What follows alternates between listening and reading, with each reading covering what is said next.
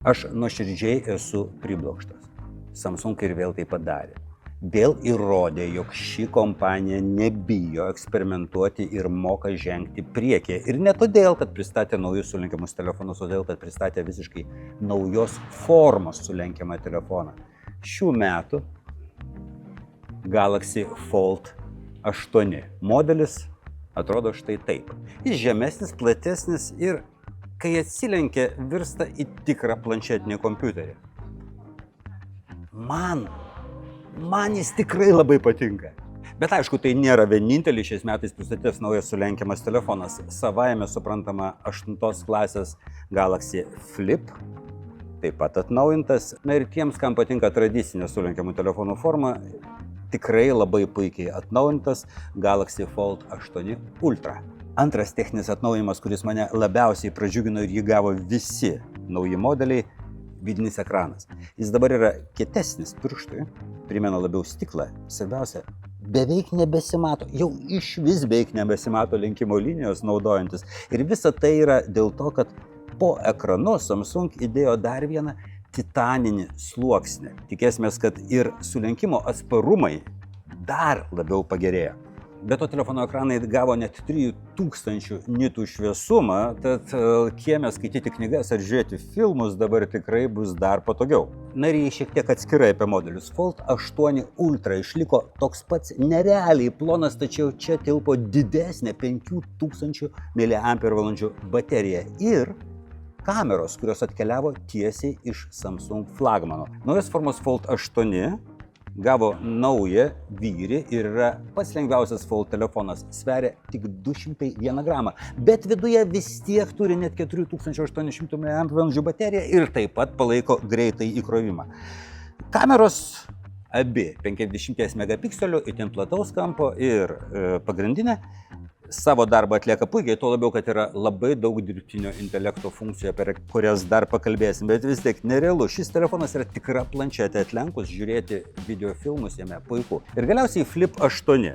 Mažiausias, bet tikriausiai vienas populiariausių sulenkiamų Samsung telefonų, kuris tikrai jau rado savo auditoriją. Jisai šiais metais dar šiek tiek paplonėjo ir svarbiausia, kad priekiniame ekrane dabar galima naudotis milžiniškų programėlių kiekiu. 22 programėlės veikia iš karto, galima paleisti likusias ir praktiškai atlenkti telefono taip dažnai, kaip atrodo, net nereikia. Na, labiau pritaikyti vienu metu dirbti su keliomis programomis, atlikti daugybę užduočių, kopijuoti iš vienos programos į kitą, naudotis dirbtiniu intelektu. Fold modeliai gavo ir galingiausias Snapdragon 8 Elite 5 procesą. Na ir aišku, šie telefonai turi dar geriau integruotą dirbtinį intelektą. Visko čia paminėti tiesiog neįmanoma, bet štai keli dalykai, kurie man tikrai labai patiko. Vienas labai paprastas, pagaliau galima visiškai nebesibaiminant užsakyti jam padaryti kažkokias funkcijas telefone. Pavyzdžiui, paspaudi. Paleisk man YouTube Tele2 darytą video apie Samsung Galaxy S26. Samsung Galaxy S26 serijos apžvalga. Matai? Taip, kad nebe šiaip paklausi, o jisai viską atlieka iki galo. Kitas dalykas, kuris man labai patiko, darbas su kamera. Filmuojant telefonai turi tiesiog puikią stabilizaciją. Atsimenate tą horizontalės fiksavimo funkciją iš Galaxy S26. Tai va, ji čia veikia puikiai, bet atsirado dar viena Fan Cam funkcija ir ji man labai patiko.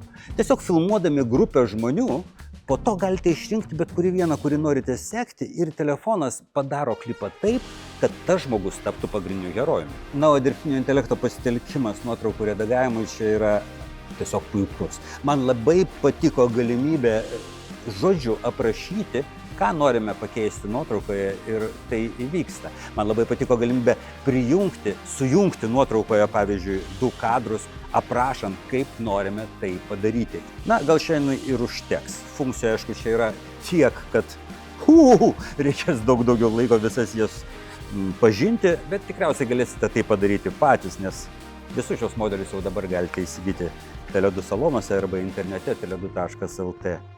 Bet kaip man patiko šitas, aš pasiimsiu. Nepasiimsiu, nusipirksiu.